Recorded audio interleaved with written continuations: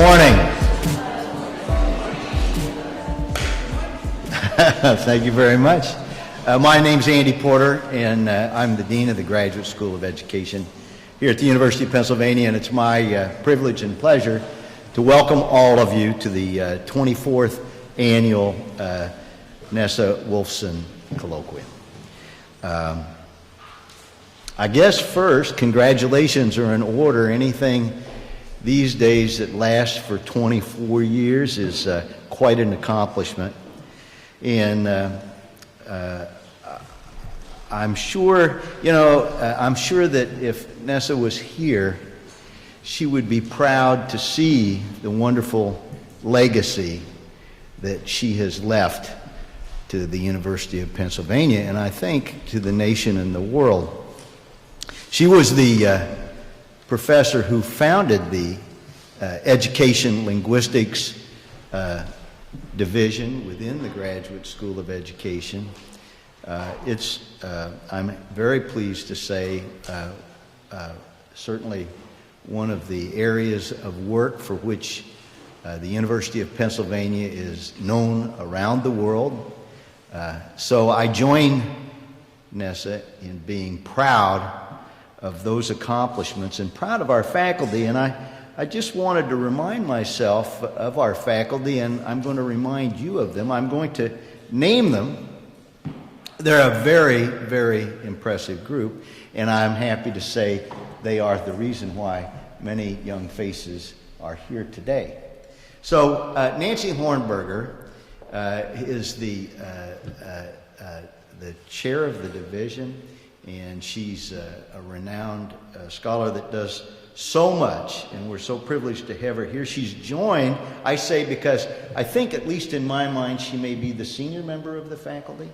But Yuko Butler is right here, and Betsy Rhymes is right here, and Nelson Flores is over there, and Ann Pomerantz, is Ann here? Oh, there's Ann over there, great. And Santu Wagner right here. Robert Moore, front row center. Christina Lewis, I saw her. She stepped out. Christina works especially hard at these events, so she's running around.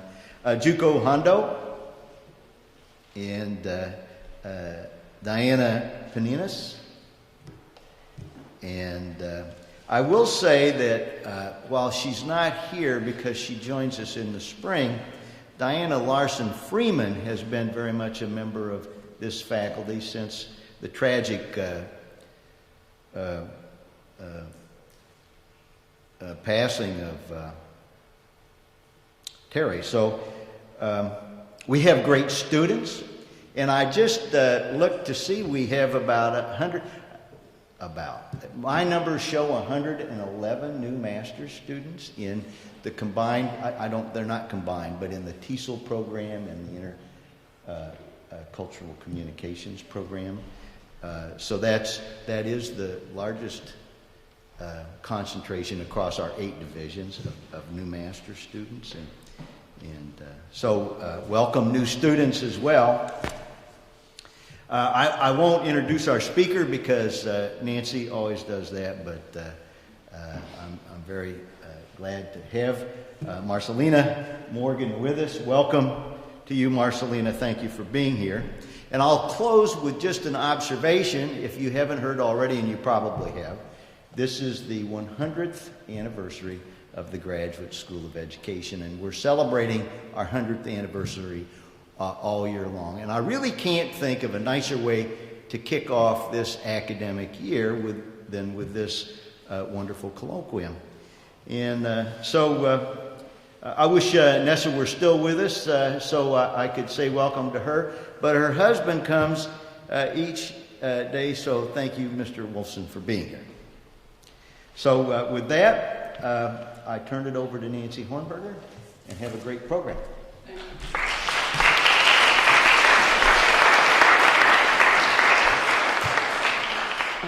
Thank you, Andy, for that great welcome. And you'll see that we have the 100-year anniversary banner up behind me here. So thank you for helping GSE celebrate 100 years. You've gotten us off to a great start with that celebration. Welcome to the Nessa Wolfson Colloquium and to a new academic year. I guess you already know I'm Professor Nancy Hornberger, and on behalf of my colleagues here who are all in front and have been introduced by Andy, we like to welcome our colleagues, faculty colleagues. I see a couple back there. I see Gerald from Reading, Writing, Literacy. Nice to see you here. And students, mostly our own Ed Linguistics, TESOL, ICC students, but maybe there's one or two others here. There's maybe some Penn colleagues, some GSE colleagues, visitors, alumni. Welcome to all. And most especially, welcome and thank you to Harvey and Judy, who are here. Harvey Wolfson and Judy Wolfson. There's Harvey and Nessa's son, Mark, is here. And the third generation is represented. I've forgotten your name. Robin is here from Haverford with a couple of his fellow students from Haverford. He's going into his senior year doing a thesis on Huichol linguistics, I'll have you know. So carrying forward the linguistics tradition from his grandmother. Really nice to have you all here. So, what we like to do at the Nessa Wolfson Colloquium is both honor the grand tradition that you're part of. We want to sort of make sure that as you arrive to start your studies here, you have a sense of the grand tradition that you're joining, and also to celebrate the continuing vitality of the programs here that Nessa founded and directed under Dean Del Himes in the 1970s. So all three programs date back to the mid-1970s and have been thriving since then. Nessa herself earned her PhD in linguistics here at Penn, worked under Bill Above, Del Himes, and others. And her thesis was on conversational historical present in American English narrative, a thesis which got published a few years later as a book.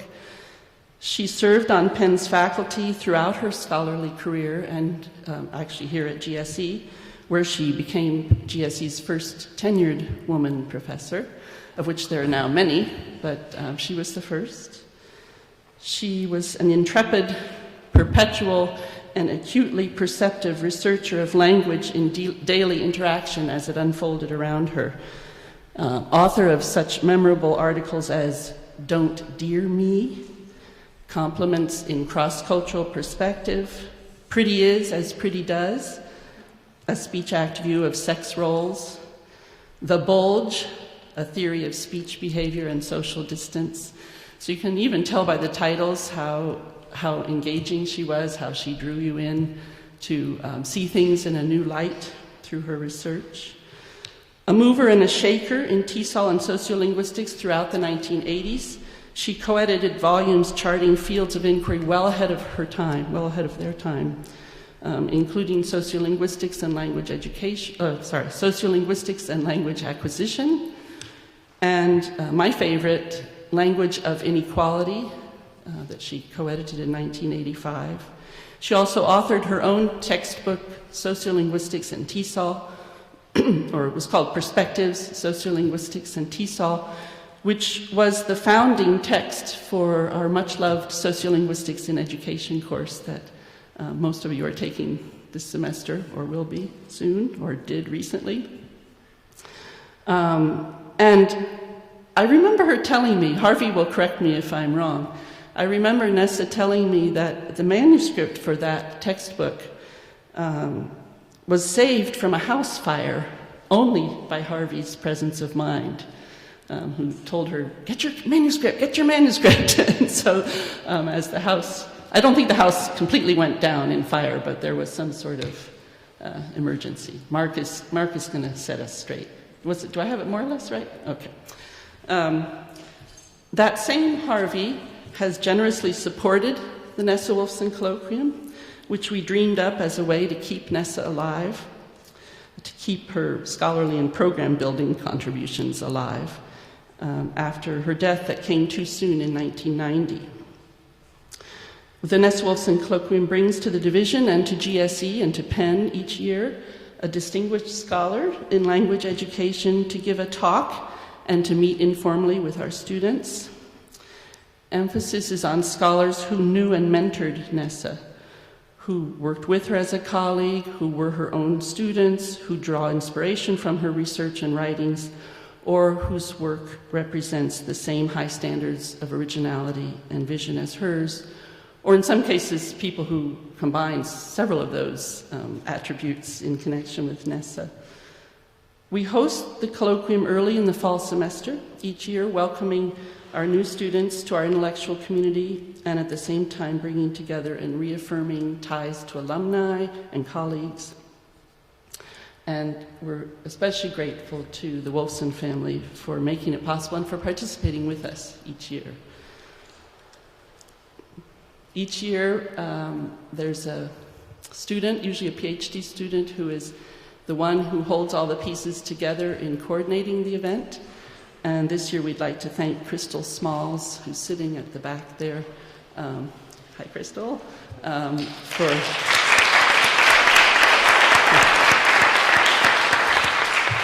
Great job. I understand you got some emergency emails last night when it looked like Dr. Morgan might not even make it because they were canceling planes landing in Philadelphia. So thanks for holding it together. Thanks for being here, Marcy. And Charles Washington there at the back always does a beautiful job of taping these talks so that others can enjoy them on the web. Christina Lewis was mentioned earlier by Andy. There she is, our program manager, and Suzanne O, Mary Schlesinger are also the staff that are behind the scenes, not just for today, but throughout the year, and we couldn't get by without them. This year's speaker, Dr. Marcyliena Morgan, was one of the first PhD graduates of the Educational Linguistics program. And in fact, I remember Marcy when I first got here fresh with my PhD as a new assistant professor, and Marcy was finishing up hers at around the same time. And she's now professor and founding director of the Hiphop Archive and Research Institute at Harvard University, fast-forwarding couple decades there, and a lot of hard work in between. Like her recent delightful book, Speech Communities, that I think I'll use next time I teach sociolinguistics in education, the title of her talk today harks tantalizingly back to Marcy's origins here with Nessa, Dell, Roger Abrahams, Irving Goffman, and other founding sociolinguists here at Penn in the 1980s, while forging ahead with her own new and inspiring vision and insight, and we're thrilled to have her. I'm going to turn the mic over to Professor Betsy Rhymes to do the honors of actually introducing our speaker. Thanks.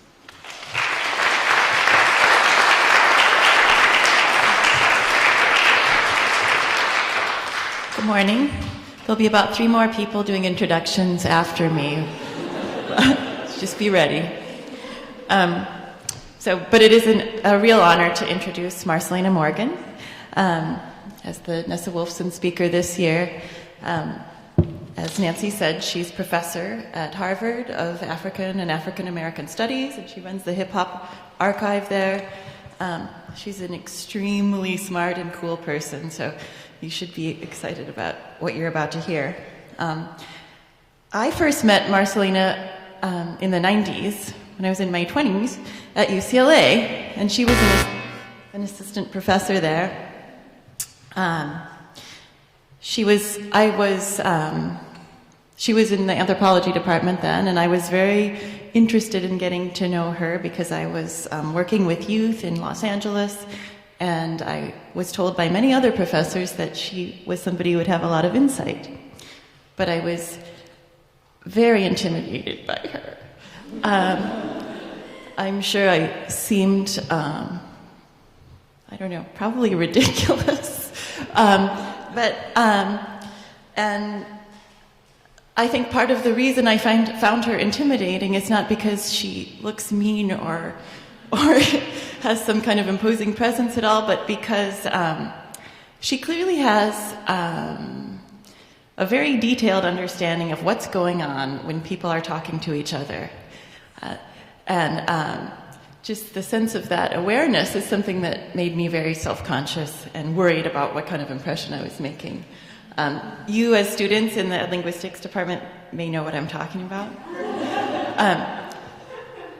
But she also gave great advice, many pieces of great advice that I still remember to this day. One of which is very basic, which was just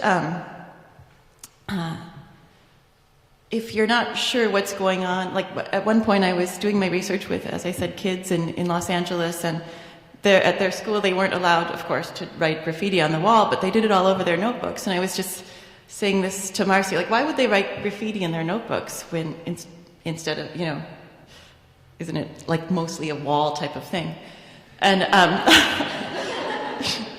she said, well, why don't you just ask them? And then I did. I started asking them about everything they were doing. I mean, it seems like simple advice, but it was also extremely powerful, like a lot of simple things. And another really cool thing that I remember about Marcyliena from those days, and that I think is probably still true about her, is that she kind of has this mantra that there's no excuse for ignorance. There just isn't. And I think that's a really, those are powerful words to live by. So, the other thing about Marcy is that she's an amazing scholar. So, she's published, she just published this speech communities book that Nancy mentioned, but back in the 90s, she was working on another book that she published called Language, Discourse, and Power in African American Culture, a book largely about women talking, right? And a great book. Then she published another book, The Real Hiphop, which was about the kind of Crenshaw neighborhood and the open mic battling that goes on there from a linguistic perspective. And then this one that just came out that Nancy mentioned, Speech Communities. It's in the Cambridge Red Book textbook series, so that's pretty cool. And I just wanted to, I was going to say, yeah, you should read this this semester while you're taking sociolinguistics and bring up points from it in discussion. And I wanted to just close this getting lengthy introduction with one quote that I thought really tied this book together with linguistics. It's on page 130. It says, she says, literacy means more than reading and writing. We all know that. But here comes the powerful part. It's a powerful tool of expression and identity. The development and implementation of language and literacy policies that teach without compromising the identity and integrity of all children is the language education challenge of this century. And that's a great challenge that I hope all of you are going to take up, and I'm glad that Marcyliena is participating in that challenge. So, with no further ado, Marcyliena Morgan.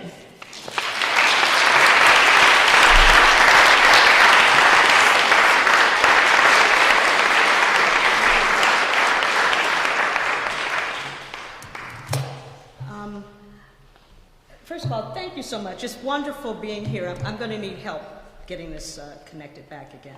Is the mic on now? Everything's okay? It's sort of like coming home is, those of you who go back and forth, you're here for a while, then you come home. In your imagination, home may be, I don't want to have to go home because I have all these responsibilities, and here I'm my own person. There, you're always 12 years old. And, but coming back here has just been wonderful. As I was listening to the introductions, at first I thought, oh no, I hope they don't tell everything. At the same time, I thought, when you're going through this, that is, when you're in graduate school, you really don't think about anything except, Can I get through this? Am I doing that? And you really are thinking in that particular way. And it really is a time when much more is happening in your life, to you, with you, and in the community around you. And I think that just listening to that and thinking about it becomes very, very important. I do want to thank Nancy Hornberger once again for pulling this together. Sometimes I can be very difficult in terms of email exchange, partly because the tech gods, I assume they're men, keep destroying me. And so I have this ongoing problem with the internet that it seems as though only I have. And so I do apologize. Anybody who's tried to get in touch with me and I 2 weeks later say, sorry, I just got your message. It is absolutely true. And this is also my way of apologizing to Crystal, who's, my God, she's patient, you know, and just nice. She stayed nice. Talk about compliment. She was always so nice. And I thought, you know, her back, you know, she's probably saying, you know, all sorts of wonderful names. But so it is really, really wonderful to be here, and I'm glad we are all able to do it. And I hope that we end up with not just a prepared talk, but a good discussion about some of the issues I hope to raise today. So now I'm going to pick the laptop up.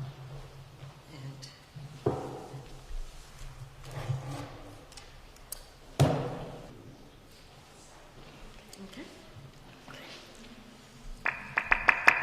This one, too. Yeah. Okay. One of the, I happen to know how loud that can be now. One of the, so much happens as you're going through courses and reading material and thinking about work that you're going to do and your particular research interests. And one of the articles that actually made an impression on me was "The Complement is a Social Strategy." At the time, I wasn't as aware of how much it affected my overall thinking. But as years passed, I began to realize that there were various points that I think were really important that became central to how I looked at what people actually meant. I was fortunate enough to be raised in a community where you had to always think about what are they really saying? And those communities can be incredibly frustrating, but they're also very exciting in many ways because you figure out the code, you figure out what's going on and how to actually operate within that community and in many respects, many other communities. So that's the kind of environment I grew up in. In 1980, Nessa Wolfson and Joan Mannis published an article in the International Journal of Human Communication entitled "Complement as a Social Strategy." It became a major influence in my way of thinking for 3 reasons. First, it identified a common speech event that is highly formulaic and one that I often found suspect. I always assumed that everyday compliments were often used to challenge a recipient's social face. So I grew up in a community when someone said, "You look nice today," you would just look at them and say, you know, I know I don't look nice. You know, I know how I look. What's up? You know, why are you saying that? So when you understand that words then don't necessarily reflect everything that's going on, what you do is end up going into linguistics, actually. So the article became this influence, first because it identified a common speech event that's highly formulaic. Second, it's because, as Himes observed, one knows a speech event exists because it is named. And as you may know, reading about African American community, a lot of speech events have names, whether it's signifying, whether it's reading, instigating, anything like that. There are names for these things, and hip-hop dissing, all sorts of things. And the naming becomes a very much important part of us realizing there must be a formulaic approach to that particular thing. So we know that not only is compliment a speech an important speech event because we gave it a name, so it must be important in society. We also must assume that there must be also failed aspects of compliments. There are expressions like, I was trying to give you a compliment, or I meant that as a compliment.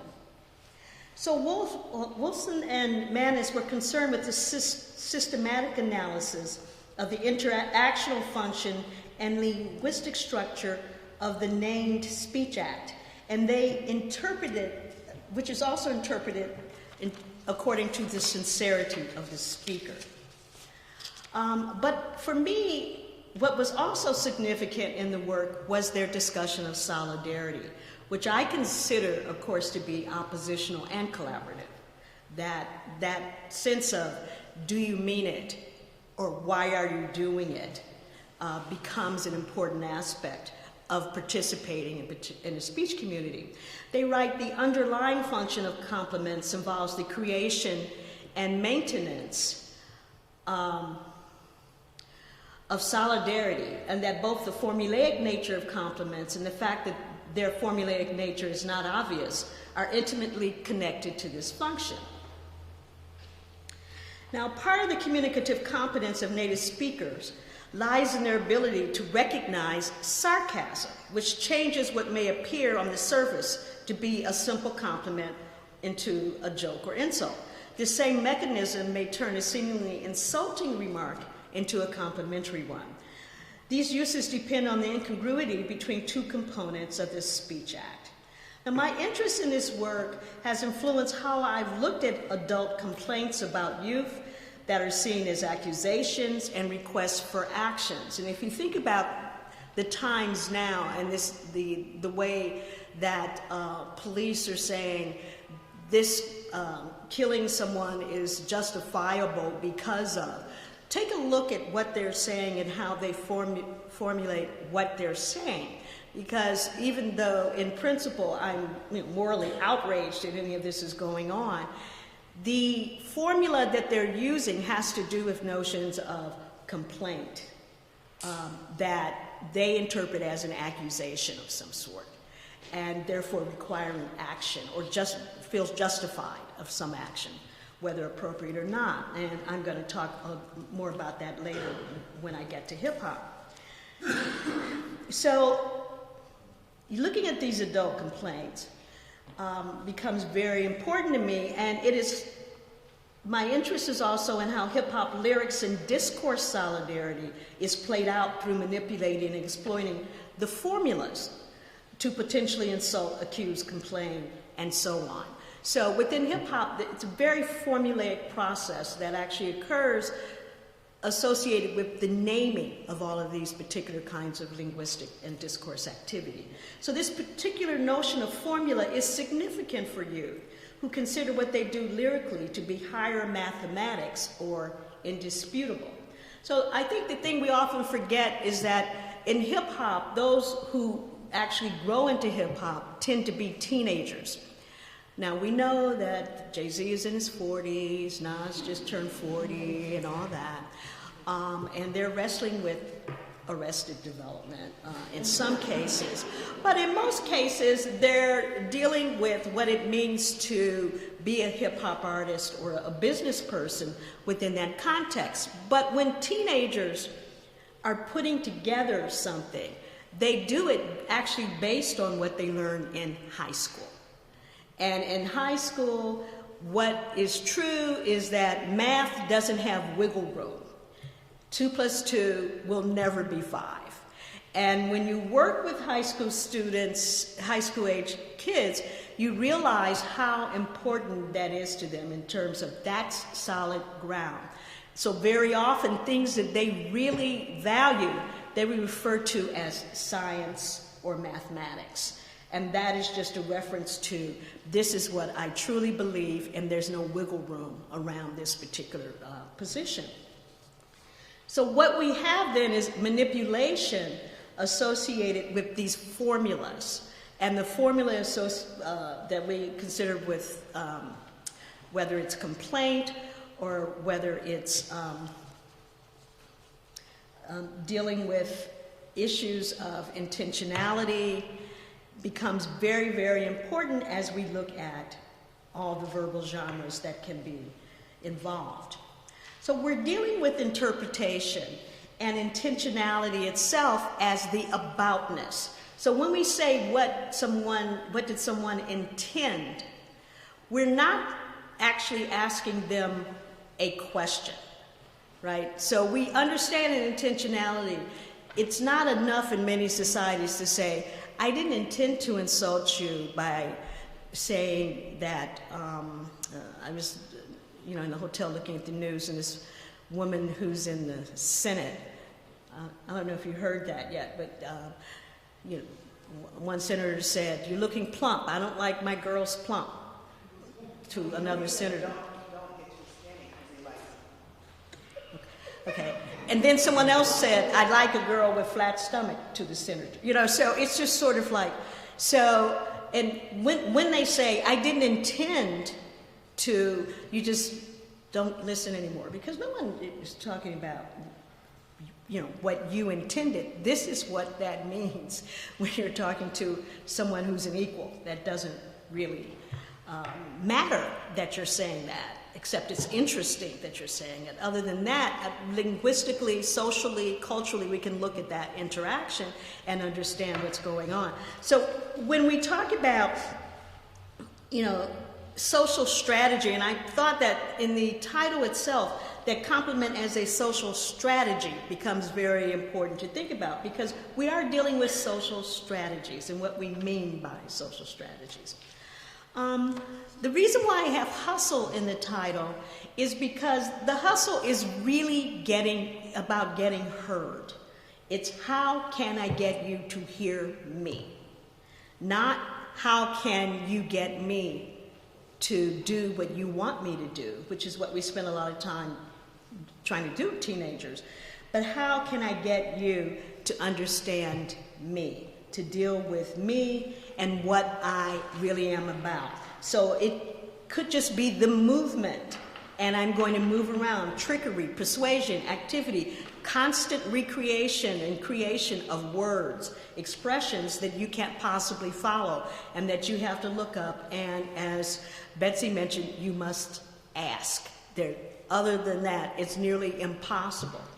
One of the things that I always tell classes when I teach hip-hop classes, because very often people in the classes really consider themselves hip-hop heads. They're the cool, they know everything, they can quote things, and quite frankly, very few of the people are people of color. Most of them are very affluent young white males who know everything. And so, it's just like you have a fluent young white male who knows everything. Add hip-hop to it. Forget the swagger you might see in a hip-hop video. It's ridiculous. And you're looking at them, and they're explaining to you what really, really matters in hip-hop. And what we're talking about is all of that's in the mix as one moves and deals with, the persuasion, the trickery necessary,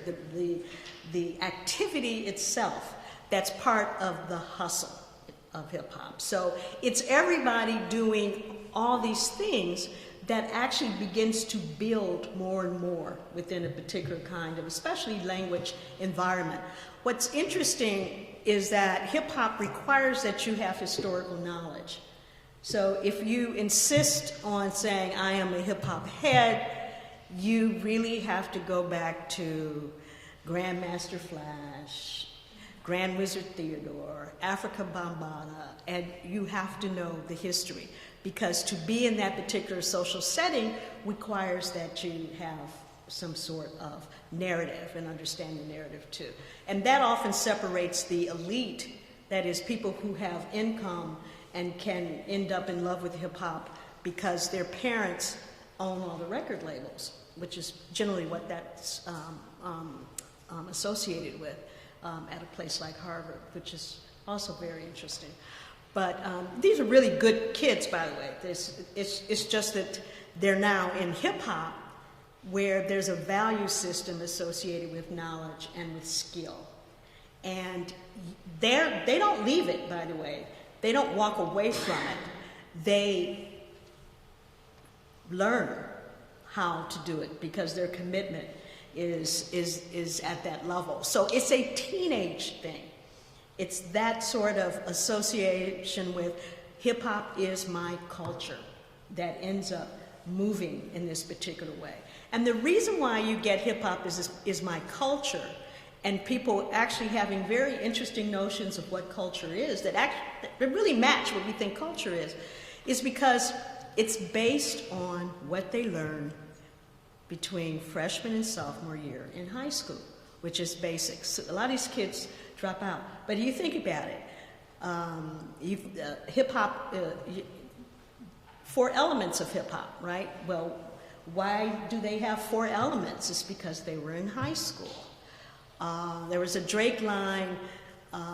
Drake is a MC, and it was like, I think he was doing prime numbers or something as part of the rhyme, and everyone was saying he knows prime numbers because Drake is, no, anyone, look at when you do prime numbers. That is, hip-hop artists really do talk about their life experiences, but also what happens in school is very, very important. Even if they leave it, it is the foundation, it's part of the foundation for what they do and who they are. And I think we forget that. I think we don't read it, we don't see it, but it's so embedded in that culture.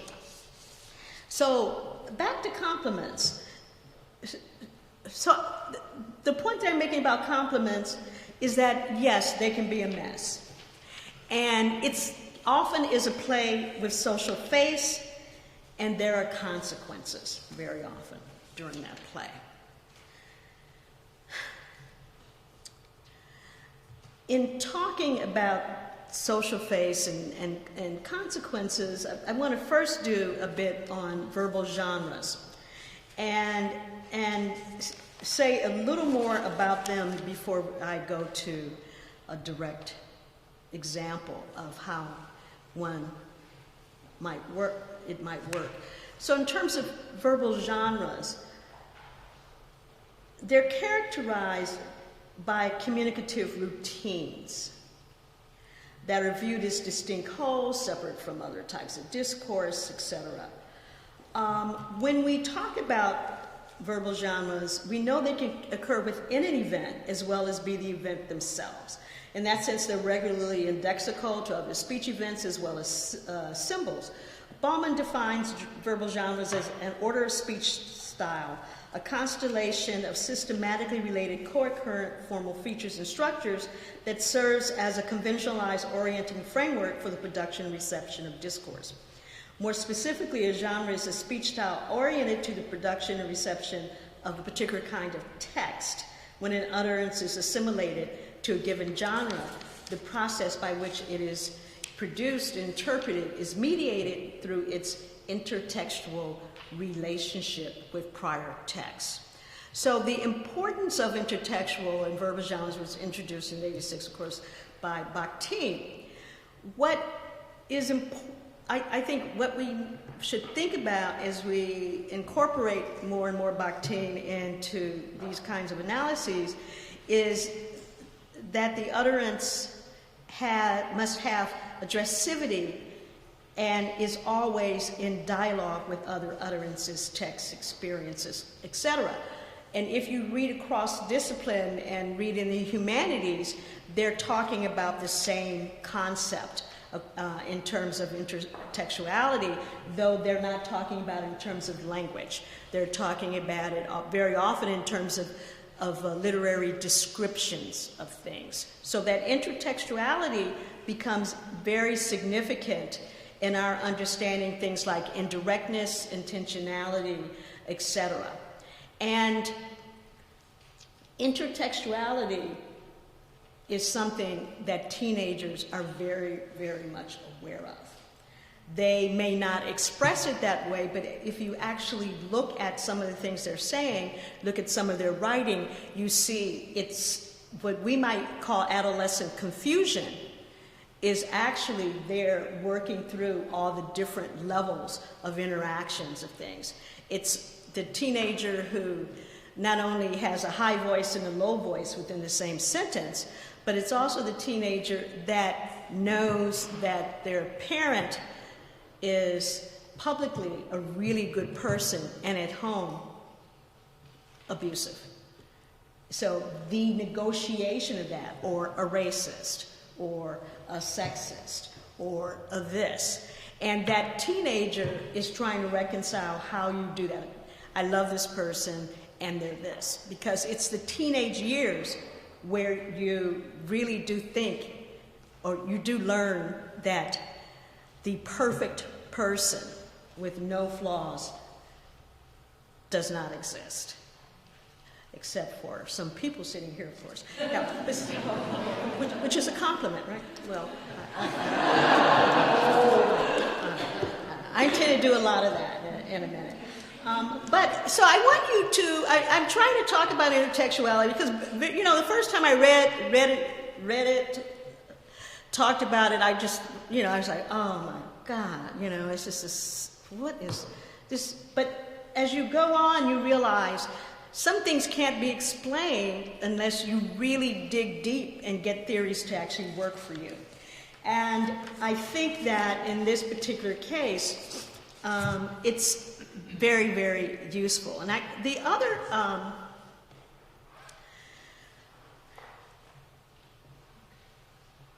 thing that we want to think about as we think of intertextuality are actually the structural aspects of complements in and of themselves that are also pointed out in the article.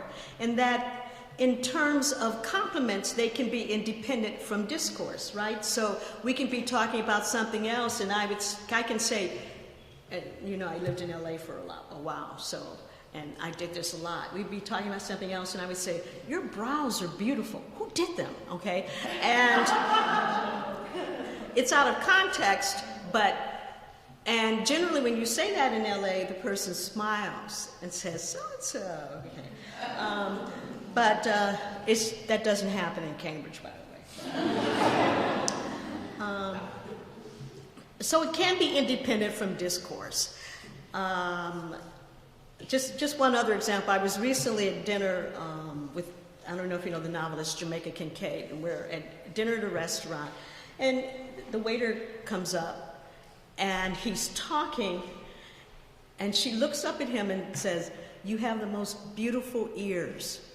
So I looked at her, and then I looked at him, and I thought, well, how do you respond to that? And he said, "I will take that as a compliment." And she said, "And it is." So I have no idea what in his head he was thinking, but he was explaining the why. So independent from discourse is very common in a compliment. It's sort of like, I just can't wait, I have to say. They also contain a highly restricted set of adjectives. That is, compliments very often nice, good. That's a nice thing. That's a good thing. Verbs can also carry semantic load, like, I really like what you have on. You know, I like that. And in some cultures, you know that if you say that, they have to give it to you. So you say, I really like it. You know? And there are also adverbs and nouns. You're a genius. And you all are. Okay. See, the problem I have, and I think this is the other thing Bessie was pointing out, is no one believes me when I say things like this. You know, once you write about things, people don't believe you anymore. So what can you do? Also, are words like so and well that you find. And they're so well. I mean, intensifiers like so, really, very, and such. So where am I going with this at this moment? I think some of you may suspect. It has to do with this. Why is this not a compliment? And when we think about this, Bill O'Reilly aside, because if you recall in your lifetime, in terms of looking at news, this has come up many times. It came up before Barack Obama became president.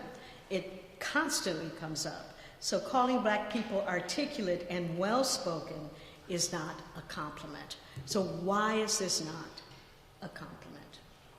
Or is it a compliment?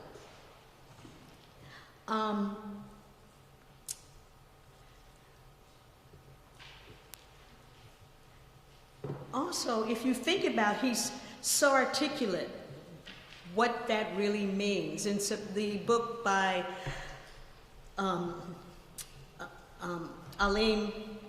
Sammy Alim and Geneva Smitherman, Articulate While Black, about Barack Obama, becomes a bestseller over this particular issue of what does articulate mean when you say that about an educated person.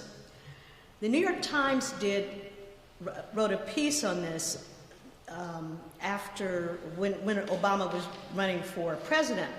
But before that, Chris Rock actually had a routine that he did about articulate. And this is when there was speculation that Colin Powell might run. Many of you may not have been here or noticed this, but this was one of those moments in African American speech communities where everyone got it and thought this is a great representation.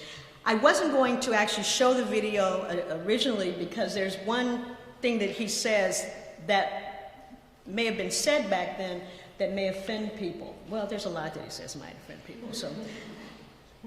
A lot of stuff going on this year. Everything racial this year. What's the big thing this year? Election. Colin Powell. He should run. He could win. Colin could win. He should run. He can't win. Colin Powell can't win. Colin Powell got a better chance of winning the bronze in female gymnastics than being the president of the United States. Get the fuck out. White people ain't voting for Colin Powell. Say they are not. Okay? Just gonna soup his head up, make him run, he'll get killed trying to run. Shit, Colin Powell. White people say they're gonna vote for him because it seemed like the right thing to say. It just seems like a cool thing to say. Yeah, I'm gonna vote for him. It just seemed like the right thing to say. Just like if you ask somebody if they want to be an organ donor, they always say yeah. Nobody wants to be an organ donor. Nobody. It just seemed like the right thing to say. Shit, organ donors for people with no faith at all. You know, what if they figure out a way to bring you back from the dead? And now I don't got no eyes.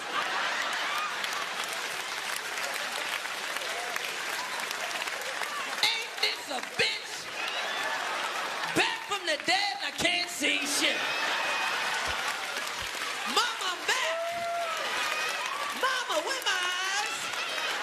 You gave them to a little boy in Idaho. Now I gotta go kill him to get my eyes back. Colin Powell can't be president. Get that. You know I can tell Colin Powell can't be president? Whenever Colin Powell on the news, white people always give him the same compliments. Always the same compliments. How do you feel about Colin Powell? He speaks so well. He's so well spoken. He speaks so well. I mean, he really speaks well. He speaks so well. Like that's a compliment. Speak so well is not a compliment, okay? Speak so well, some shit you say about retarded people that can talk. What do you mean he speaks well? What, did he have a stroke the other day? He's a fucking educated man. How the fuck you expect me to sound? You dirty motherfuckers, what are you talking about? He speaks so well.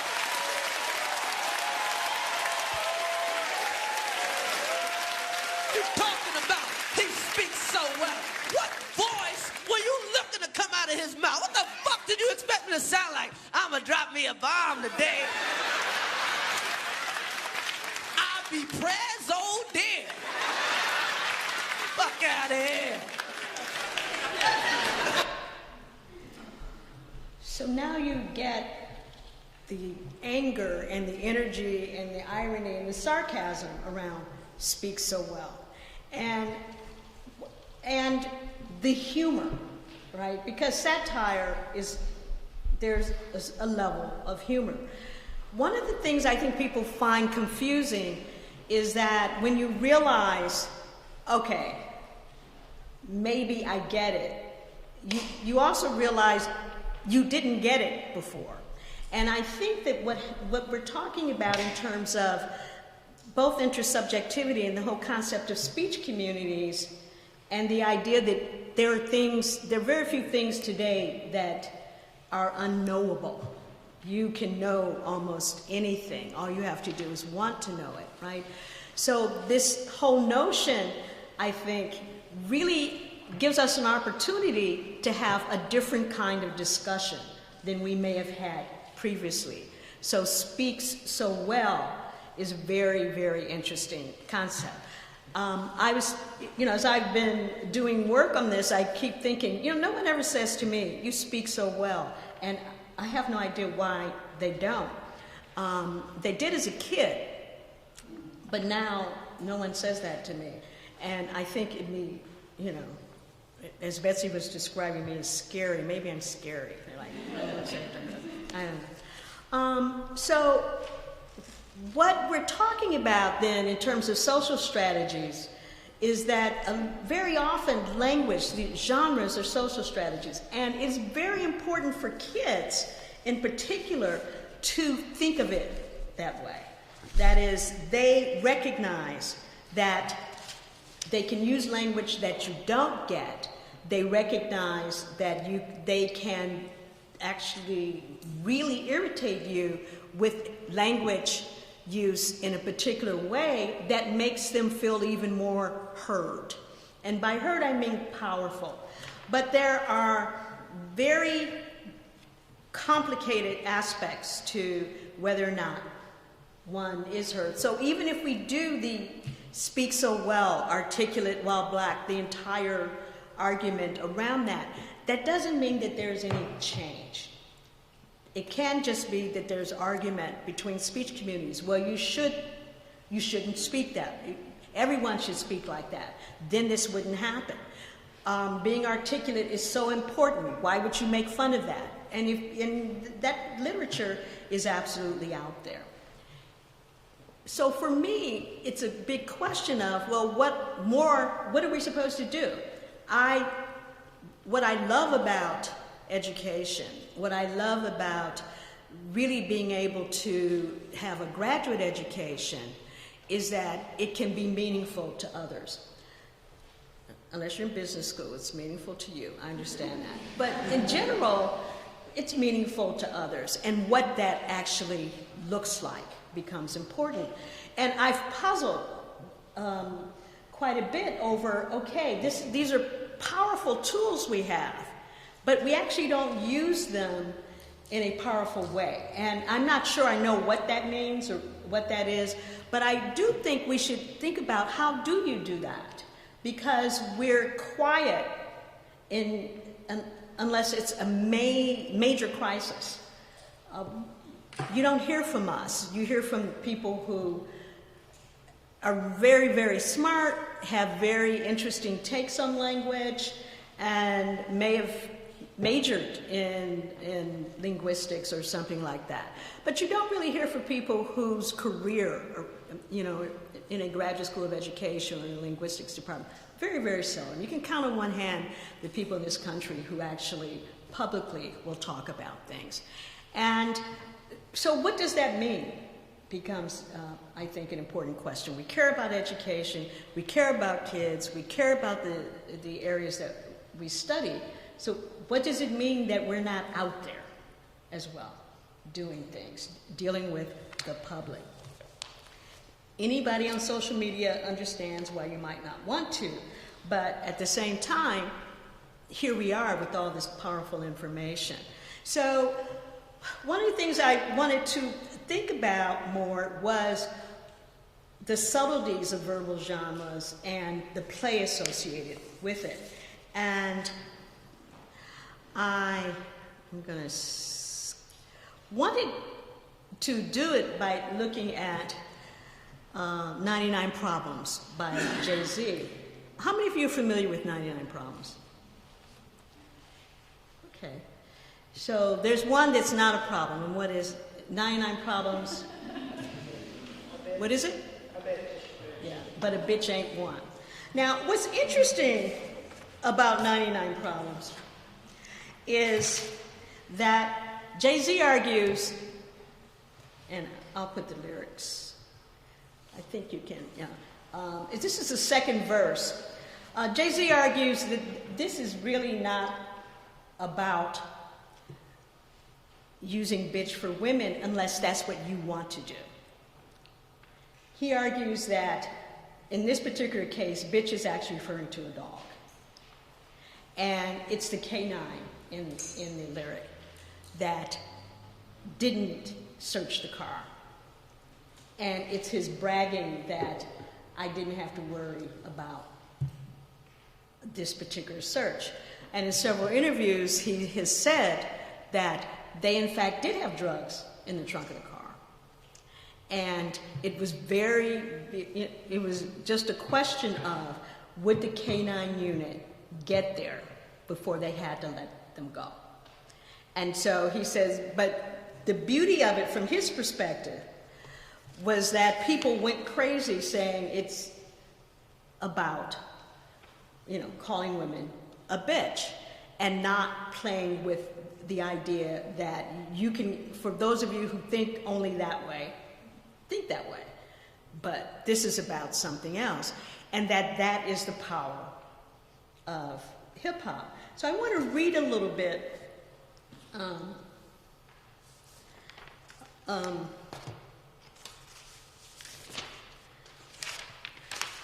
from his book Decoded, in terms of what he says about how he began to understand what people really think of young people from neighborhoods like him. So Decoded is the 2010 autobiography of Jay-Z, also known as Sean Carter, and for some people he is only known as Beyonce's husband. But it begins with a description of his first encounter with hip-hop as a 9-year-old boy exploring his neighborhood. Now, this is a description that I have recorded maybe 100 times. These descriptions always are like this. The details are slightly different, but the elements, every aspect of it is always there. His first peek into a culture that he would eventually dominate occurred when Jay-Z saw Slate, who he describes as a regular but slightly older kid from the neighborhood, speaking alone in the center of a circle of people, as if he were transformed. Others crowded around Slate, all the while listening, and then, quote, he was rhyming, throwing out couplet after couplet, like he was in a trance. Jay-Z's description of Slate commanding the hip-hop cipher included a critical portrayal of someone who stood in the middle of the circle for hours as he played with, toyed with, and slayed his language while rhyming about nothing and rhyming about everything, as well as rhyming about rhyming and the structure, layers, meaning, intentionality, ideology, and everything else that is language and discourse. Quote, it was like watching some kind of combat, but he was alone in the center. All he had were his eyes, taking in everything and the words inside him. I was dazzled, end quote. Now, that, as I said, is a typical description. And when you read these descriptions and listen to these kids talk about this, you have to say, what are we doing to them?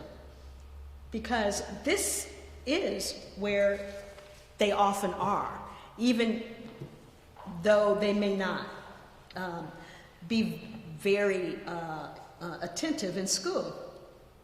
But the particular analysis of the practice and ideology of hip-hop as framed by Jay-Z reflects the many perspectives of hip-hop heads.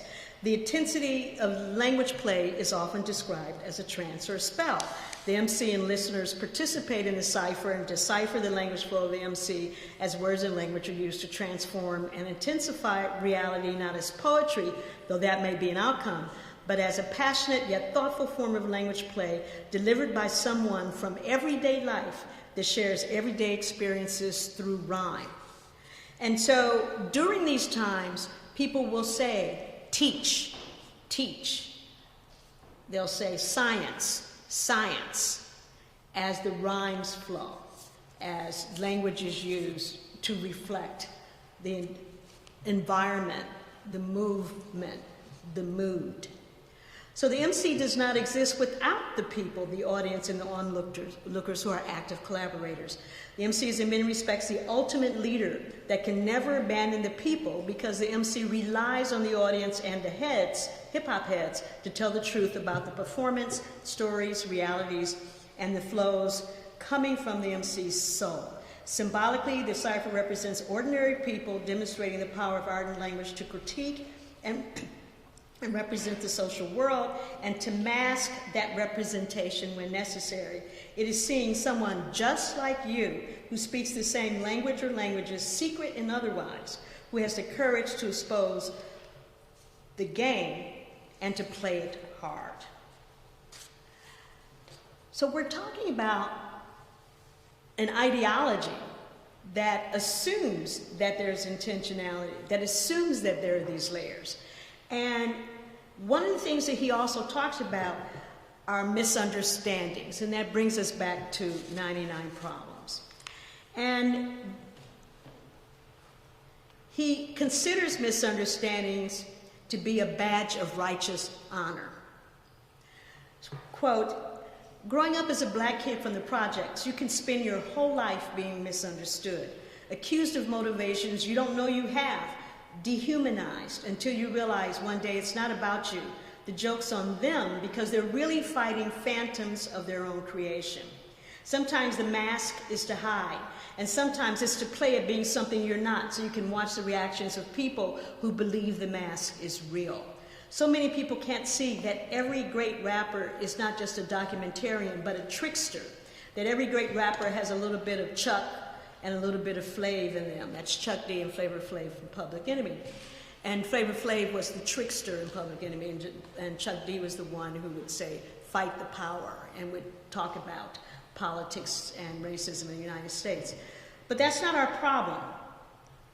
It's their failure or unwillingness to treat rap like art instead of acting like it's a bunch of niggas reading out of their diaries.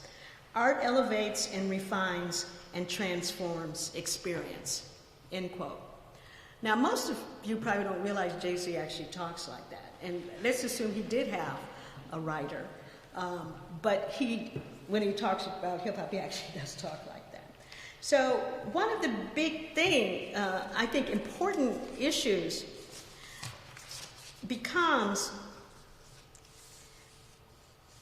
what do we do with that? What do we do with these various concepts and this notion and this ideology that we will not change?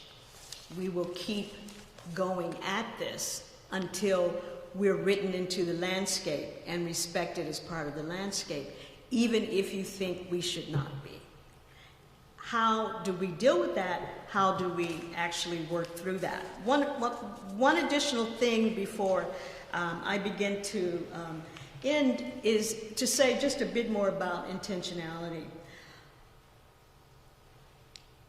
As we know, if you play any major games,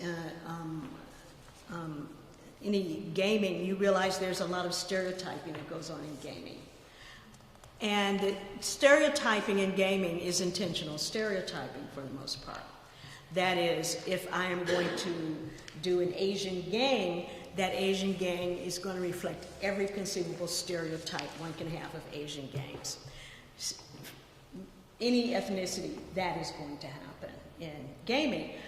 A number of institutions are working very hard to do something about that. That is, the reason why games are like that is because institutions actually teach kids, young people, to create that kind of game.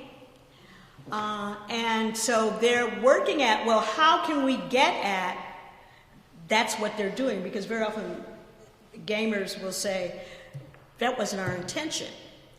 So what we find now that engineers, computer scientists are working on intentionality. And in some respects, it's interesting because they're writing algorithms for intentionality and then setting up games that actually reflect that in the hopes that they can figure out when you know as a gamer that this person is really meaning something else or is being framed as this kind of person. Much of the work that they're doing, they're beginning with looking at gender. And so it's how, if you've done a lot of games, you know that the assumption is that guys are playing these games, and so the women are drawn in a particular way.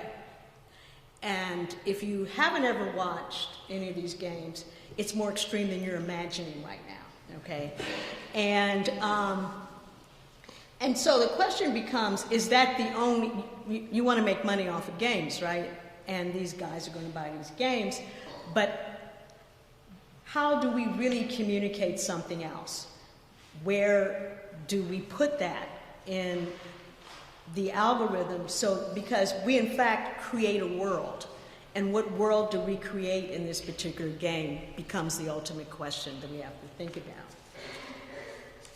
Now, hopefully, some good will come of that.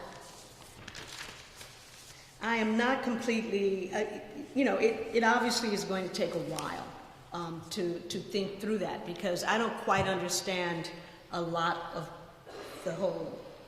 that process.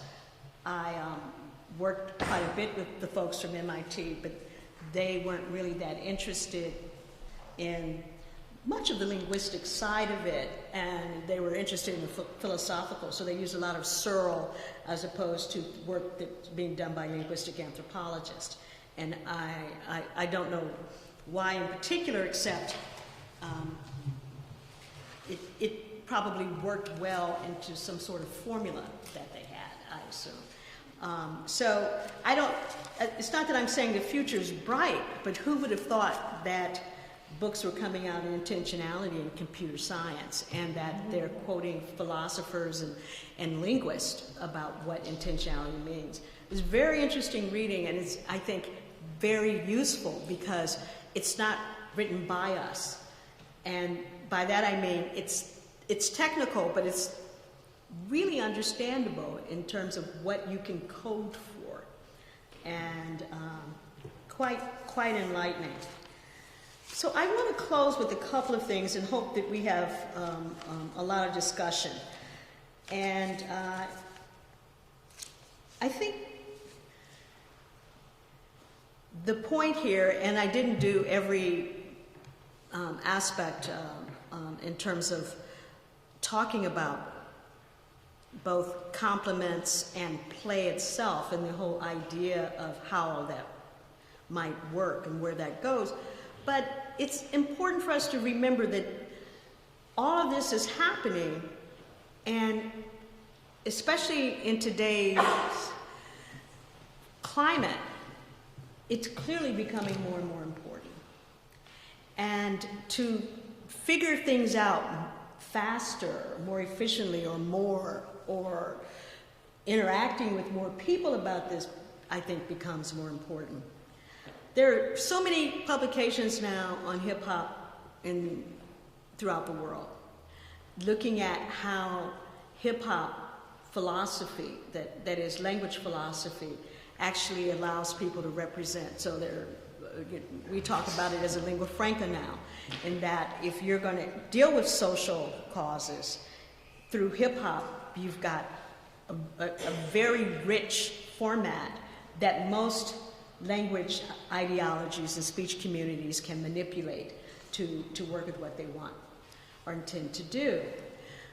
But as scholars, we really often take the joy out of that. And we have to figure out if we really are trying to influence. It's sort of like you've had quite a while to look at those lyrics. It's sort of like you can't work with that age group. Now, Jay-Z, I forget how old he was but he was old then when he did 99 Problems. But you can't work with teenagers and not have 99 Problems, quite frankly. I've never had children. I've worked with teenagers most of my adult life, and I take my hat off to any of you that gets a teenager through, because I watched Judge Judy, and I don't know if you ever know her philosophy. She asked a parent, when is a teenager lying? And the parent's like, my son, my daughter never lies. And Judge Judy says, when she moves her lips. Well, I've worked with many teenagers, and I just want you to know that that's probably true a lot, okay? Even if they don't even think about lying, it is lying. It doesn't mean that that's not what that is. But, so it's difficult, it's complicated. It's the age where they're testing. I'm an adult, I can get away with this. What are you going to do? What are you going to do, right? That what are you going to do phase, black kids are killed for what are you going to do phase, right? Showing that kind of attitude. And you think about the way Goffman talked about mortification and you know, this notion of just not being able to represent the self in any way, but it's like, and it is this, and this is where we are, and this is where we find ourselves, and where the idea of putting your hands up is not just about I am following, doing everything you say. It's also about the intertextuality of that, right? It is about injustice. It is about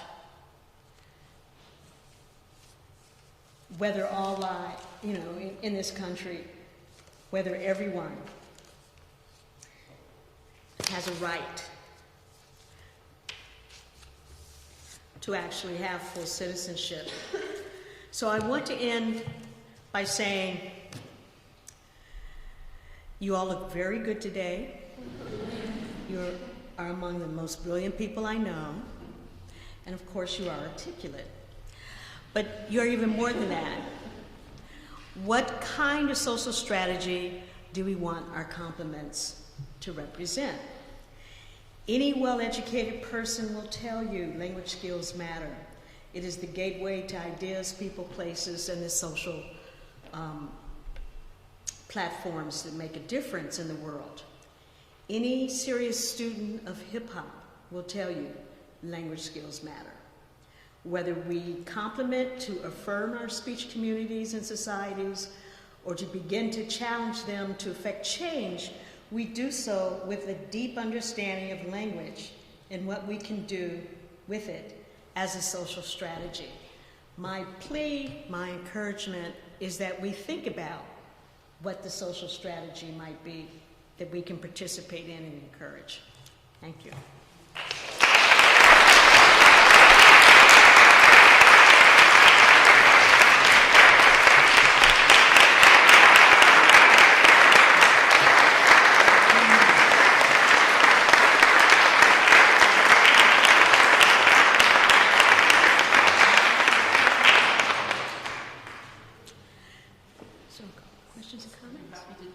Absolutely, yeah. We have time, right? Yeah, we do. Okay, great. All right, sure.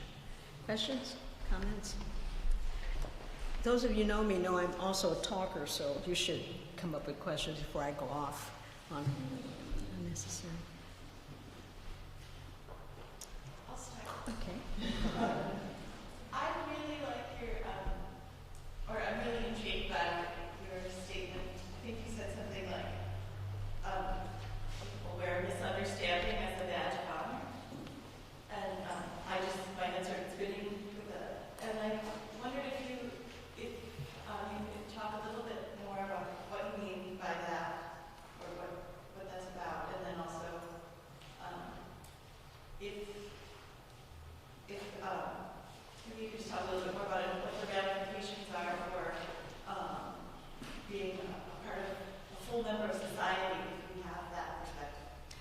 you know, I think one of the things that I find really intriguing, but it's something that you can't really write about, is like, okay, so how do you teach, in general, racism? And I, you know, do courses where I deal with race all the time and all that. But it's not how do you teach racism in an academic situation. It's like, how do you teach racism to someone who won't experience it? And how do you teach race, that is, experience it directly? You may experience it because you benefit, right? Or you see it and you don't like it, or something like that. But you don't, you know, you're not experiencing it as a target. And how do you deal with racism? How do you teach racism to someone who will experience it? Because in both cases, you still have to teach humanity, right? Though in the ones who don't experience it, very often we don't think you must teach humanity. So the idea of misunderstood is a very important concept in hip-hop lyrics. Nina Simone had a song, Misunderstood. And you may have heard it if you heard either, and Don't Be Ashamed, Lil Wayne, or Common. Because Kanye West was a producer on songs for both of them, and he used the song. One he sped up, and the other he had someone else sing it in a very soulful, painful way. And in both cases, they're talking about this whole concept of misunderstood. But misunderstood means that you're not being seen. And it becomes a badge because there's power in that. That is, you don't have control over I don't have control over people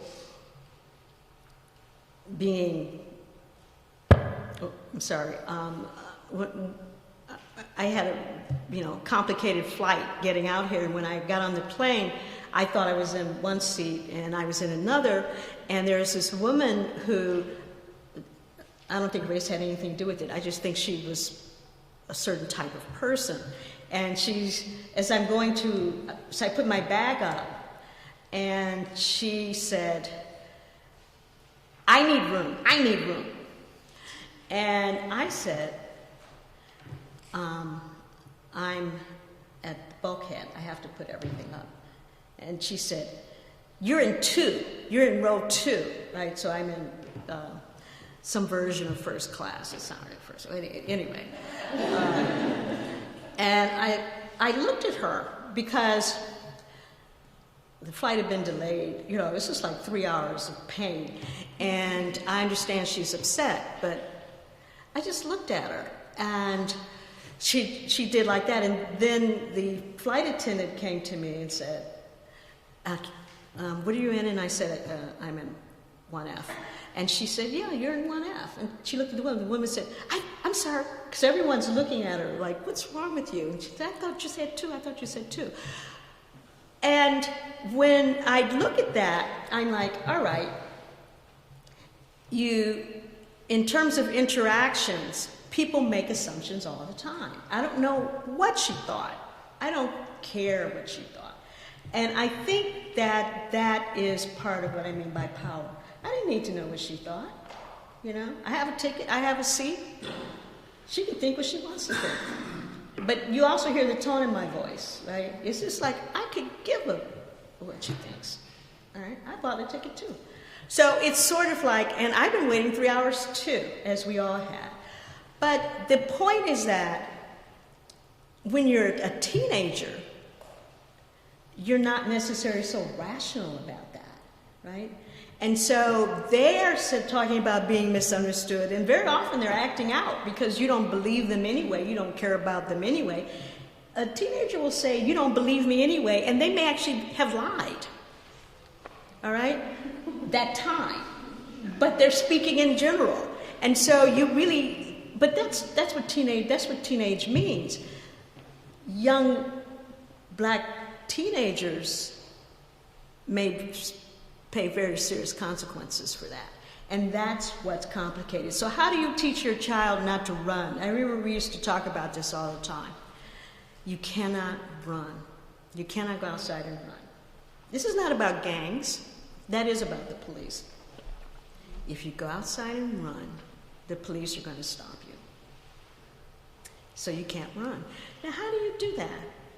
So that becomes a very serious kind of issue. So the misunderstood part is this kid saying, I'm doing it anyway. And I don't know how to negotiate that. All right? Because it takes all of us to negotiate that. But I do know that I can really defend the interaction. That is, no, that is not a kid being bad. That's a kid dealing with a particular situation. If we don't get rid of the situation, we're going to continue. And I think that finally we're at a point in this country where there's fatigue. That's not a good thing. That's not saying a great thing about the country, because you're just tired. I was in school, graduate school in England, and I remember, and it was a time when there were all these bomb threats on the tube from the IRA that I didn't even know when I came that they were still doing that, because it didn't affect the U.S. directly. So you didn't. So, and I remember this a classmate of mine in the graduate program said, I'm so bored with this, with having to worry about this. I'm bored. And I thought, bored? What an interesting way to think about, the possibility of a bomb, but also the conflict and the nature of the conflict, and you're bored. So it's a very difficult thing. But you can't teach in this country or be in education in this country and not deal with it in some way. And doing nothing is dealing with it in some way. And that's part of the issue. And if you look at what these artists, many artists are saying, in the midst of everything, you can get the worst, most horrible lyric.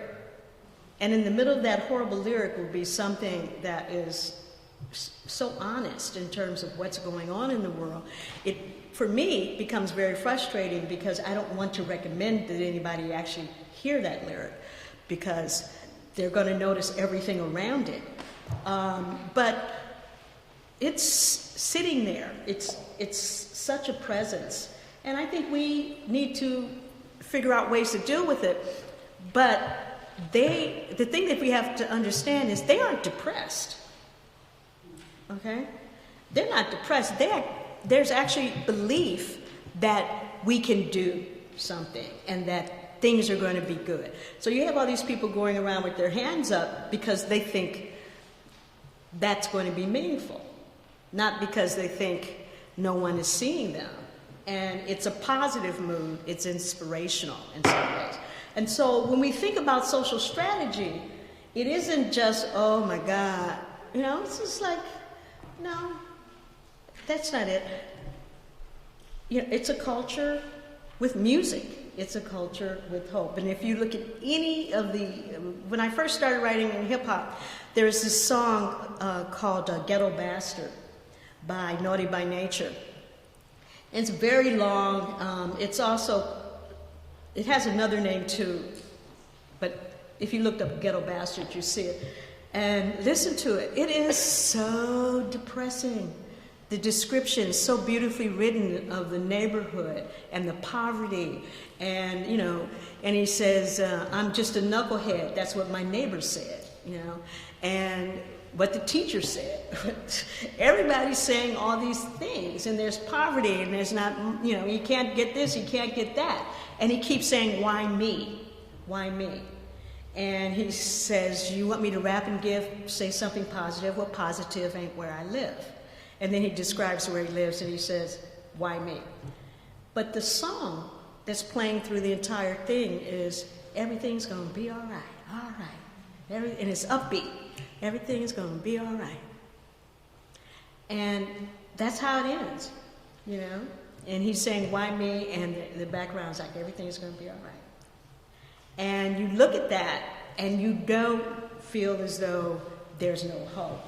But you do get the depth of the description. So it's that you can't forget that. I think as social scientists, we can get deeply involved in these and get very depressed by it. But they're teenagers. They're, you know, at some point, they're going to like say, well, let's go and, you know, have some fun. And we have to remember that as we're working with them, I think. But the misunderstood becomes really, really important. And it provided a framework, I think, for a lot of people to talk about what that really meant. Mm-hmm. Yeah. Could you go more into what you're saying about articulation? Could you just a little louder? Sorry, I'll stand up. Yes. Could you go more into what you're saying about articulation? I'm interested to find out if you're saying that there's two. I still can't quite. There's something about this scene. Could you go more into what you're saying about articulation? In that, are you saying that there's two definitions of it? In that, for example, when you say Barack Obama speaking to the speech community versus the community of practice, in that, you know, going back to so well spoken or things of that nature. So you just want me to talk in general about it, or was there something in particular? Yeah, no, I was just providing that as the example, because he had mentioned Colin Powell, and I had watched an interview of, I don't even remember who was in it, I think it was Ice Cube and someone else, and they were talking about how in one way, Barack was talking to someone who happened to be white and he was speaking one way, but when he went and shook, wasn't Chris Rock, I think it was Ice Cube, shaking his hand, he spoke another way. Yeah. If you recall, the Barack Obama situation began with Joe Biden when he was running as well, and they asked Joe Biden what did he think of his competitor, and he said he's articulate. He's really articulate and a good-looking guy, okay? So if you think about it, if I'm in a graduate, this happened to me when I was in graduate school at Penn. If I'm in a seminar in linguistics and there are 8 people and I'm the only African-American there, I actually don't notice that, okay? Because I'm not looking at a mirror. I think I'm in the same class. I think I'm equal to you. I think I'm participating in the very same way that you are. I actually think those things. And then someone says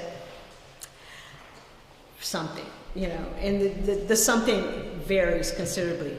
Someone said, what are you thinking about as the only black person in class?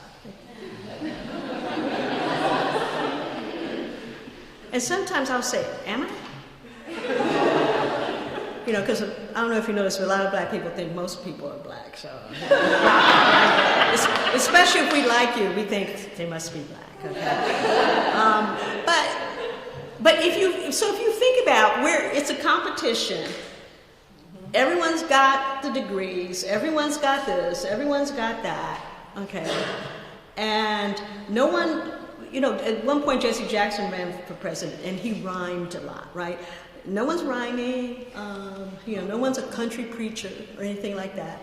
You know, everyone is, in many respects, on paper, very, very similar. And the thing that you say about the black guy is he's articulate. You know, he speaks so well, right? You take a general, it was also, secretary, speaks so well. So if you think about that, and also we think about the things that we know in terms of language, you know, for example, just markedness, the marked and the unmarked. Very often people don't realize. The thing about markedness in language is that it's so deeply embedded that you don't necessarily, you know, I remember learning, why is it that we have irregular verbs? I can't remember who taught me, but the first thing they said is because there are too many of them. And I thought about it, and I said, what do you mean? And so this was a very creative person. So the class exercise was write down every irregular verb that you can think of. And it turned out we could do that. All right? But we could never write every verb we can think of. So in order to be irregular, there are only so many that you could do and actually work that way. One of the things that I explain to people when they look at hip-hop lyrics is that it isn't all code. There has to be there has to be a foundation where the language, you can't do a phrase that is a hip-hop phrase and a spelling that's a hip-hop spelling and a word that no one knows except in the block that you live on. You can't do everything because that's nonsense. No one can make any sense of that unless you're doing syllables, which is something that they often do in hip-hop, right? So they'll do sound symbolism, on and on and on, as well as beatboxing and things like that, just looking really interested in vocal ability. So when we talk about marked, unmarked, it's not necessarily, you don't want to kill the person who says it unless they won't stop, okay? You don't realize it. But once you get it, it's like, don't do that again. It means something else. But it is very, very much a part of something. The other thing is, and that I think you may not realize, and some of you who've learned English as a second language and are very fluent get this too. You know, because those who were born in this country and don't look as though they're African American or white American, because those are the only two types that some Americans think are American, right? But you're speaking perfect English, and they'll say, where were you born? You know, and what are you supposed to say to that? So when you think about the marked, unmarked, and people aren't necessarily trying to insult, but it's important that you say to them, you do realize, because that way the next person, if they do it to the next person, you know, okay, all right, I understand what you're dealing with, because those categories are real, and I don't know what to do about that, except we can make it clear that this is what's going on. Now, but the other side of it is, if you are clear and a person is finding out for the first time that they've been doing this thing all along and they didn't intend it, they may respond very negatively towards you and consider you to be arrogant, to think you're better than other people, and all sorts of things. That is something we need to talk about more too, because it's very, very nasty. And it is true that I do really listen to what people say and do think about that. And there have been occasions when someone said, you've been quiet, what do you think? And if someone knows me is near, said, no, don't ask her anything. Because I'm usually not quiet. It really meant I was really paying attention. And if I end up telling them what happened, they will often be very angry with me. And I wouldn't have said anything insulting or personal. I just would have done an analysis of what actually happened. They would be very, very angry with me because I was hiding something from them. And that is the ability to do the analysis. And so there's this, when we talk, so clearly the person's making an assumption that I'm a professor at Harvard. Means very little in terms of what they think I might know. You know, I got my doctorate from the University of Pennsylvania. And it's like, doesn't count much. You know, I mean, I did a degree in theoretical linguistics in England. Doesn't count much. You know? So that's the reality. And it's that play, it's that interplay that is always being negotiated. when I was at UCLA and we were looking at studies in classroom interaction and teacher focused classrooms and various things. There were always these classrooms where you have the teacher in front and they'd ask a question and you have the kids and there'd be a black kid raising their hand and they actually don't see them. So later when, so we're in labs and everything, we're talking about it and we say to the person, did you ask the teacher why she didn't, each time they would say, she didn't see them. Now, when I say they actually didn't see them, I don't believe they didn't see them. Okay? I believe that they were destroying the soul. Okay? And I assume it was intentional. I really do believe that when that happens, because you can see it. Why don't you call on that kid? And if I've been in a classroom for months, I know the kid's not a troublemaker, why aren't you doing it? That's very, very mean. And I don't think people should have the right to do that. But you see that much too often. So, what are we supposed to do? Well, something. And I'm not trying to be depressed. I'm actually not depressed about this. Do something. Don't do anything crazy. Right? You say. I think you may be 100% right, but you're dealing with power in a situation and things like that. But think about it. We need to think more proactively about some of these things because we're working so hard to do these and this work. We're really committed to it. We love it, and we need to think about it. Whether we're dealing with it in terms of gender, race, social class. We can really make a big contribution and are at many levels, but very often within our own realm, institutions, and not outside of those institutions. And I think it is complicated to do that. Listen, I started a Hip Hop Archive. Do you think I was loved for doing that? I was not. All right? I was not. Boy, did I get it. Why would I start a Hip Hop Archive? Well, two things. The students who kept giving me things because they knew their mother would throw it out once they graduated from college. They're like, you have to keep it.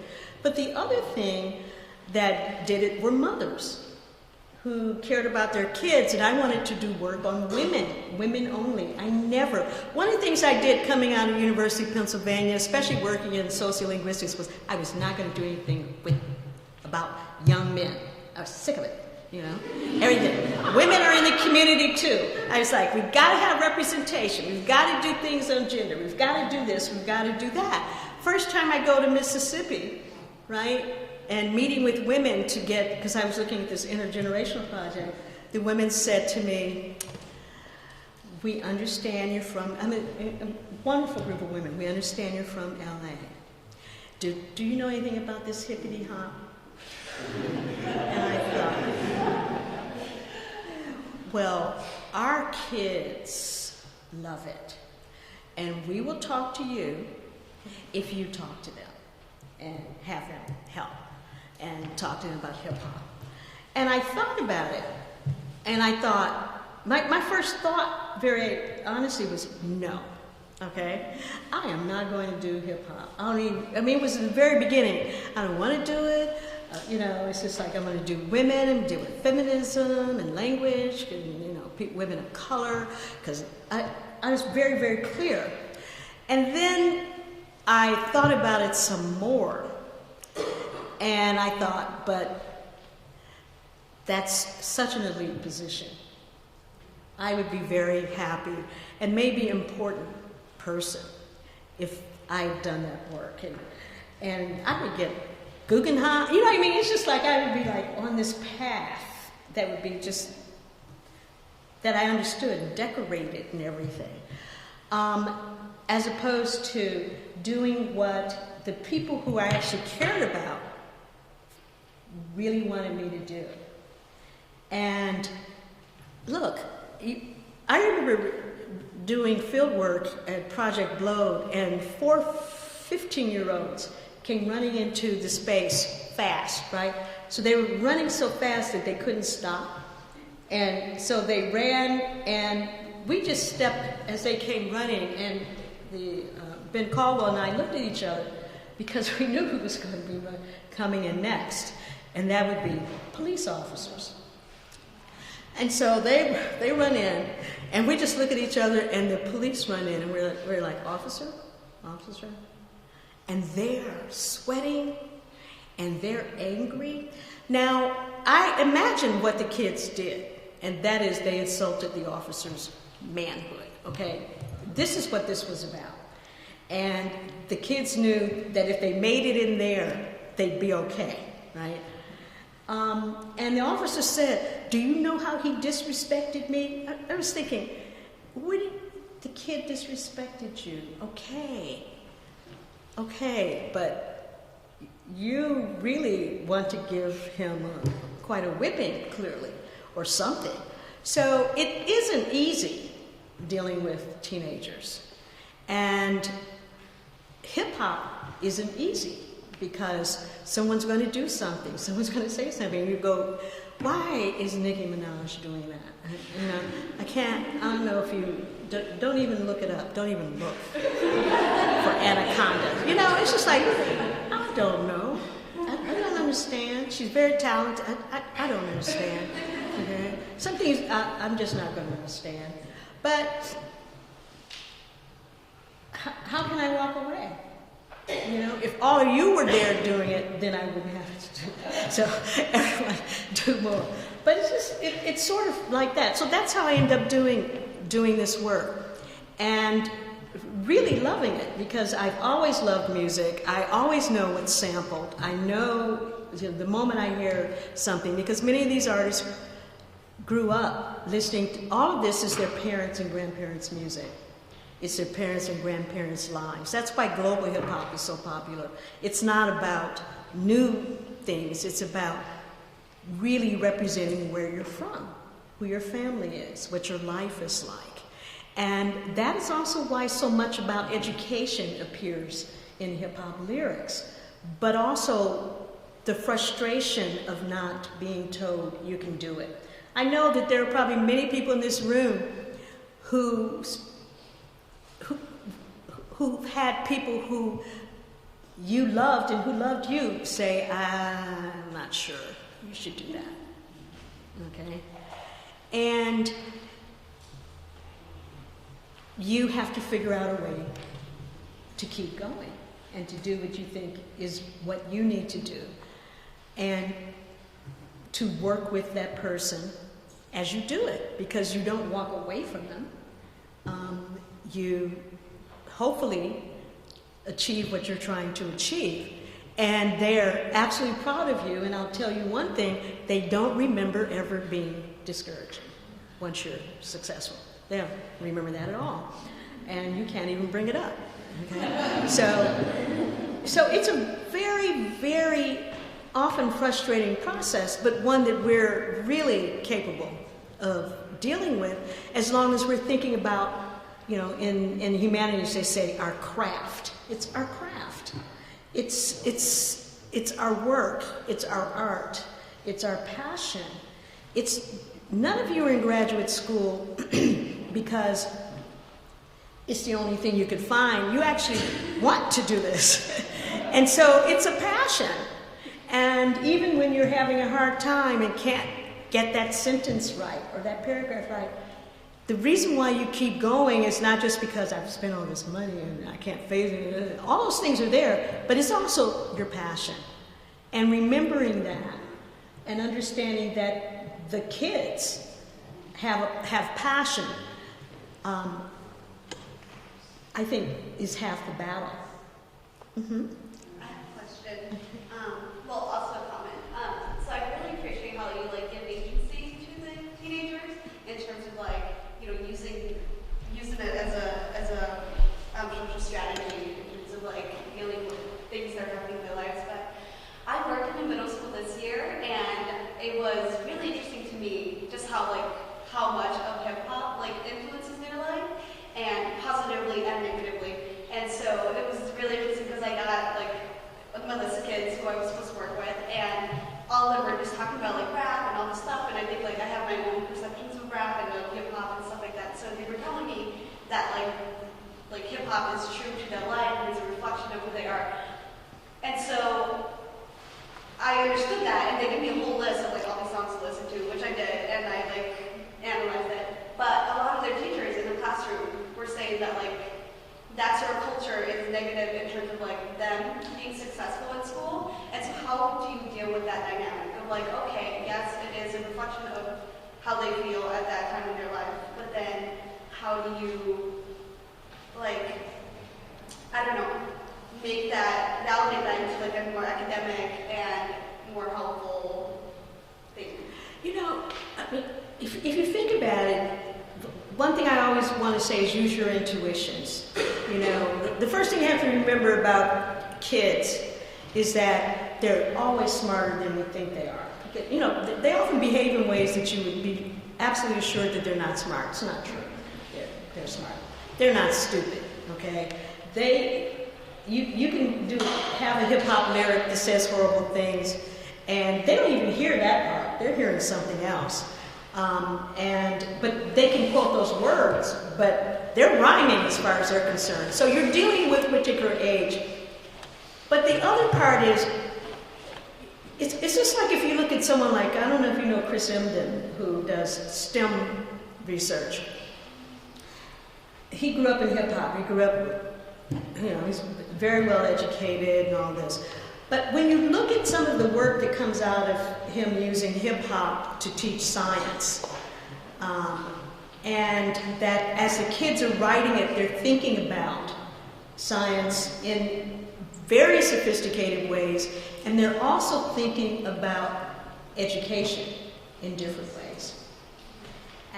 They don't expect to write raps in every discipline, but doing that really releases this notion of, if I'm smart in school, if you talk to kids who are smart but don't want to be smart in school, they will always tell you that they don't want to show it because of the teachers. It's the institution. That is, the institution treats them as though they're not like their friends. And so they have to make a choice. If you're constantly saying you're so smart and the guy standing next to you, you're saying nothing to. So it's really socially difficult for them. And that's why I say use your intuition. It's just look at the situation. It's hard for them to decide, okay, we're going to do it. I'm going to do that. So that's why people hide this and hide that, because people are treated in different ways in school based on how well they do in school. I was in high school and elementary school many years ago. But what I remember most that we did, the smart kids, we organized against the institution. And we said we would continue to be smart. Remember, and we were young. We will continue to be smart if you treat everybody the same. Otherwise, we're not going to do it anymore. And they looked at us, and there was a lot of negotiation. But it was like, these kids are smart. Everyone's smart, but their father's an alcoholic, or this one's having this trouble, or there's no support at home, or this and that. You don't do that to us, because you're doing it to us. So we can't do that and be their friends. These are people we grew up with, because you're treating us as so special and so unique. And I think that when I look back on it, the reason why we renegotiated it is because that school got so much public attention because we did do so well. You know, so we were highest IQs in Chicago, It was just happened to be a group of kids who just did very well at the same time on many test-taking activities. And fortunately, we thought the same way about our friends and making sure that they get as much support as we can help them get in the process. The other thing is to remember this, and said this to people on many occasions. I have never met anybody who didn't want to read. Okay? I just have never met anybody who didn't want to read. I mean, would you want to be, I mean, I don't know, you may have read about signifying and all these language games in the black community. Do you really want to be someone who can't read? People teach you, right? Can't count at all. Nobody wants that.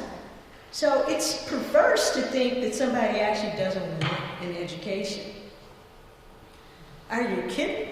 You know, I can do my Chris Rock impersonation. It's just like, are you kidding? They don't want any money. They want somebody else to count their money all the time. Because when my job when I was here in Philadelphia, I worked in adult literacy. And one of the reasons why people were in those adult literacy programs, and let me just say, majority of people were white working class, who for various reasons were pulled out of the school system. Very few learning disabilities. It was, I mean, you never really found out everything that went on. But one of the things they kept saying is, this way I can count my own money and I can read my own mail. Because someone's doing it for you if you don't do it, right? So, do you really think that people don't want it? It doesn't even make any sense, okay? So, if you think about how much we're getting reading's acting white. What about reading is acting white? Okay? What about math is acting white? That doesn't even make any sense. Okay? You have a black president. Math is acting... So, something's going on. And a lot of it has to do with that particular structure of the system, how people are rewarded and praised. And so it's very difficult. Bringing hip-hop into the classroom, I tell you what's effective is going to Chris Emden's website and having a video, because teachers just love him. It just, suddenly they become different people. We don't want you teaching hip-hop, however, okay, because then you turn students off. But, you know, especially if you do that hip-hop, hippie-hop-hop, it's just like, But there are lots of examples now, especially some things that he's developing, and a number of foundations giving him money and support to actually do some things. He's very good at many ways, and we obviously have a lot of collaborations going on. So, okay. We're gonna let you stop and have some lunch. You're beautiful, you're brilliant. Thank you. Well, thank you so much.